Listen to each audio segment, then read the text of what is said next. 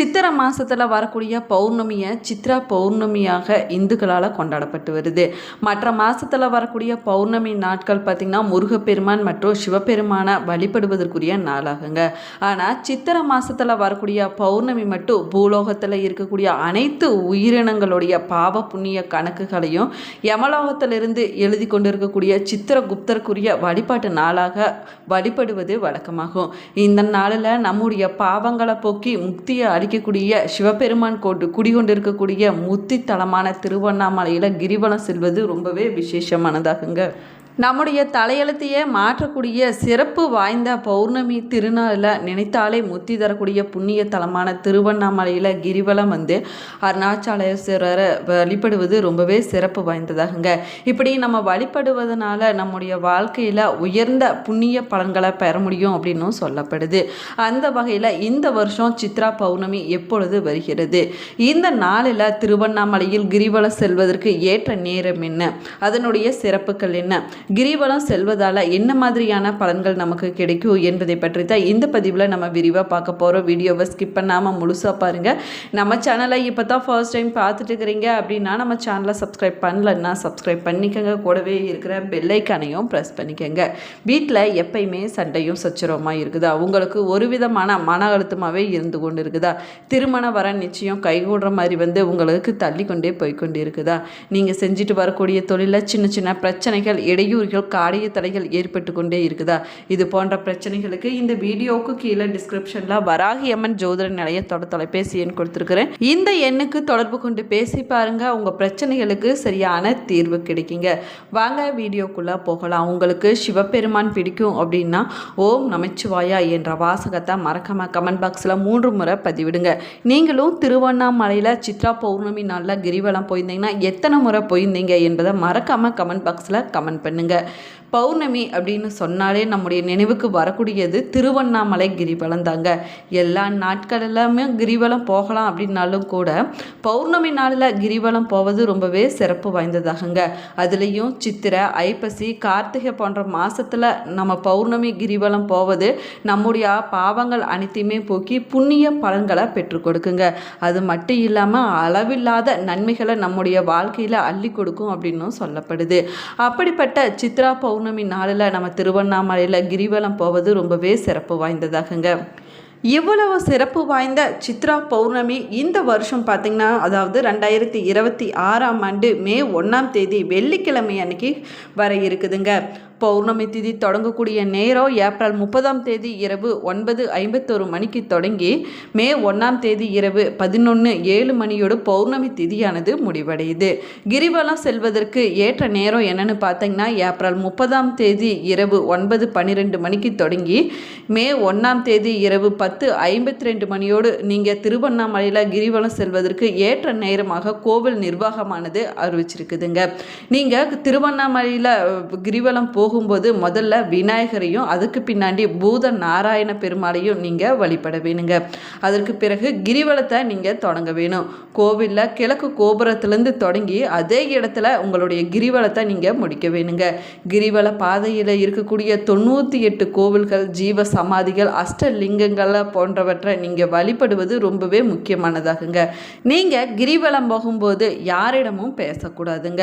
அதே போல் அவசரமாகவோ எல்லோரையும் முந்திக்கிட்டோ நீங்கள் போகக்கூடாது. நிதானமாக சிவ சிந்தனையோடு சிவனுடைய நாமத்தை நீங்கள் உச்சரித்தபடி கிரிவலம் போவது ரொம்பவே சிறப்பு வாய்ந்ததாகுங்க.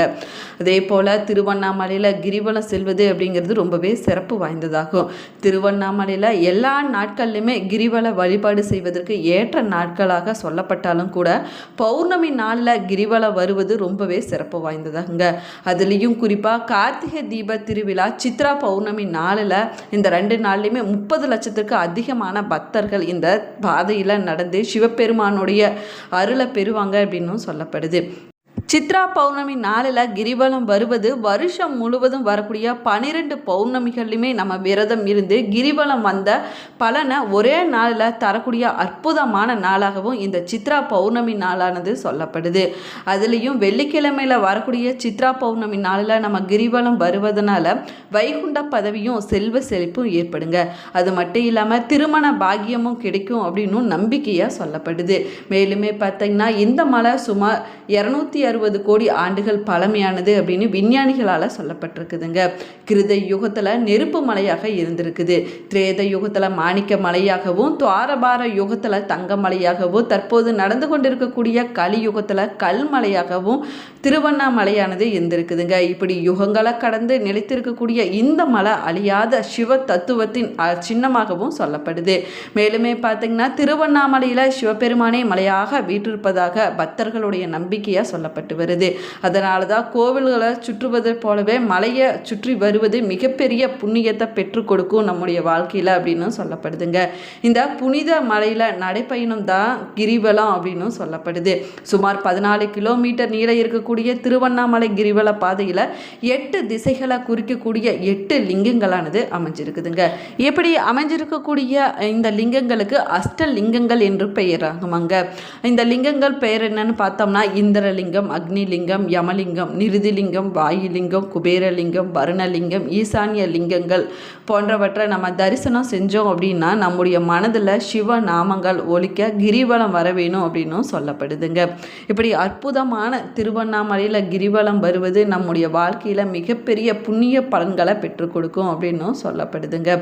மேலுமே பார்த்தீங்கன்னா தமிழகத்தில் ஆன்மீக பூமியாக இருக்கக்கூடிய திருவண்ணாமலையில் அருணாச்சலேஸ்வரர் திருக்கோவிலானது இருக்குதுங்க. சிவபெருமானுடைய பஞ்சபூத தலங்களில் இது அக்னி தலமாகவும் சொல்லப்படுது. அதே போல் நினைத்தாலே முத்தி தரும் தலமாக என்ற பெருமையை கொண்டது இந்த மலையாகுங்க. ஆயிரக்கணக்கான ஆண்டுகளாக பல கோடி பக்தர்களை தன்னை நோக்கி வரவழைக்கக்கூடிய அற்புத பூமியாகவும் திருவண்ணாமலை பூமியானது அமைஞ்சிருக்குது. இந்த ஆலயத்தில் மூலவராக அருள் புரியக்கூடிய அண்ணாமலையார், அம்பாலாக உண்ணாமலையம்மனை தரிசிக்க சித்தர்கள் முதல் சாதாரண மனிதர்கள் வரைக்கும் வந்து கொண்டே தாங்க இருக்கிறாங்க.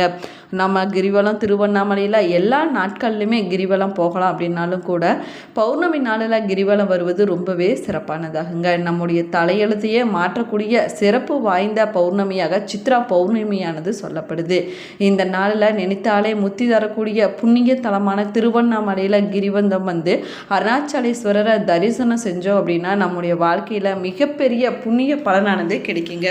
நினைத்தாலே முத்தி தரும் தலமான திருவண்ணாமலையில் 14 கிலோமீட்டர் தூரம் கொண்டு இருக்கக்கூடிய கிரிவல பாதையில் கிரிவலம் வந்து அண்ணாமலையாரை நம்ம தரிசனம் செஞ்சோம்னா அனைத்து பிறவிகள்லையுமே நம்ம செய்த பாவங்களானது விலகி முத்தி நிலையானது கிடைக்கும் அப்படின்னும் நம்பிக்கையாக சொல்லப்படுதுங்க. இந்த பிறவியில் அனைத்து விதமான நல்ல பலன்களையும் நம்மளால் பெற முடியும்.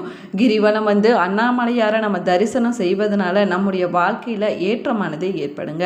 அது மட்டும் இல்லாமல் வேண்டியது அனைத்துமே கிடைக்கும் அப்படின்னும் பக்தர்களுடைய நம்பிக்கையாக சொல்லப்பட்டு வருது.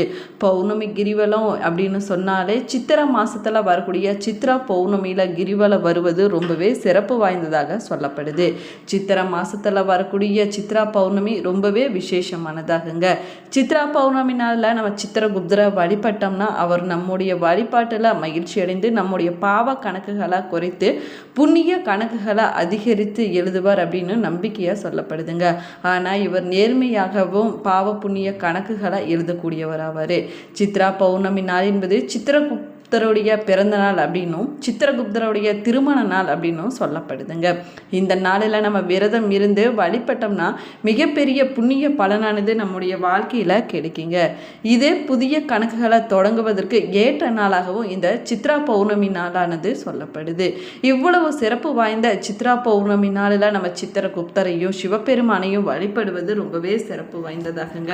இந்த தலத்தில் சிவபெருமான் சுயம்பு மூர்த்தியாக பக்தர்களுக்கு அருள் பலிச்சிட்டு வராருங்க. இந்த தலத்தில் இருக்கக்கூடிய மலையே சிவலிங்கம் அப்படிங்கிறது பக்தர்களுடைய நம்பிக்கையாக சொல்லப்பட்டு வருது. அம்மன் உண்ணாமலை அம்மன் ஆவாங்க. அது மட்டும் இல்லாமல் முருகன், விநாயகர், அர்த்தநாளீஸ்வரர், பெருமாள், பைரவர், பிரம்மலிங்கம், பாதாளலிங்கம் போன்ற சன்னதிகளானது இந்த ஆலயத்தில் அமைஞ்சிருக்குதுங்க. சிவகங்கை தீர்த்தம், பிரம்ம தீர்த்தம் என 2 தீர்த்தங்களானது அமைஞ்சிருக்குது. இந்த கோவிலில் 6 கால பூஜைகளானது தினமுமே நடைபெறுதுங்க. பஞ்ச பருவ பூஜைகள் என்று சொல்லக்கூடிய பூஜைகளும் சுக்கரவாரம் மற்றும் சோமவார பூஜைகளும் இந்த ஆலயத்தில் நடைபெறுவது வழக்கமாகும். பஞ்ச பருவ பூஜைகள் என்று சொல்லக்கூடியது அமாவாசை, கிருத்திகை, பிரதோஷம், பௌர்ணமி, சதுர்த்தி பூஜைகளாகுங்க. குழந்தையில்லா தம்பதிகள் திருவண்ணாமலையில் கிரிவலம் வந்து தங்களுக்கு குழந்தை பிறக்க வேணும் அப்படின்னு அண்ணாமலையாரிடம் வேண்டிக் கொள்ளுவாங்க. அப்படி குழந்தை பிறந்துருச்சுன்னா கரும்பு தொட்டியில் கட்டி மீண்டும் கிரிவலம் வந்து வேண்டிக் கொள்வாங்க. இப்படி கரும்பு தொட்டிலிடுவது இந்த கோவிலுடைய முக்கிய நேர்த்திக்கடனில் ஒன்றாகவும் சொல்லப்படுதுங்க. இந்த பதிவு உங்களுக்கு பயனுள்ள தகவல்களை கொடுத்துருக்குன்னு நினைக்கிறேன். இந்த பதிவு உங்களுக்கு பிடிச்சிருந்தால் லைக் பண்ணுங்கள், ஷேர் பண்ணுங்கள், கமெண்ட் பண்ணுங்கள். இன்னும் நம்ம சேனலை சப்ஸ்கிரைப் பண்ணலன்னா சப்ஸ்கிரைப் பண்ணிக்கோங்க. கூடவே இருக்கிற பெல் ஐக்கானையும் ப்ரெஸ் பண்ணிக்க. அப்போ தான் நம்ம போடக்கூடிய ஒவ்வொரு நோட்டிஃபிகேஷனுமே உங்களை சென்றடையுங்க. நீங்களும் சித்ரா பௌர்ணமி நாளில் திருவண்ணாமலையில் கிரிவலம் போயிருந்தீங்க அப்படின்னா மறக்காமல் உங்களுடைய கருத்துக்களை கமெண்ட் பாக்ஸில் கமெண்ட் பண்ணுங்கள். Thank you friends.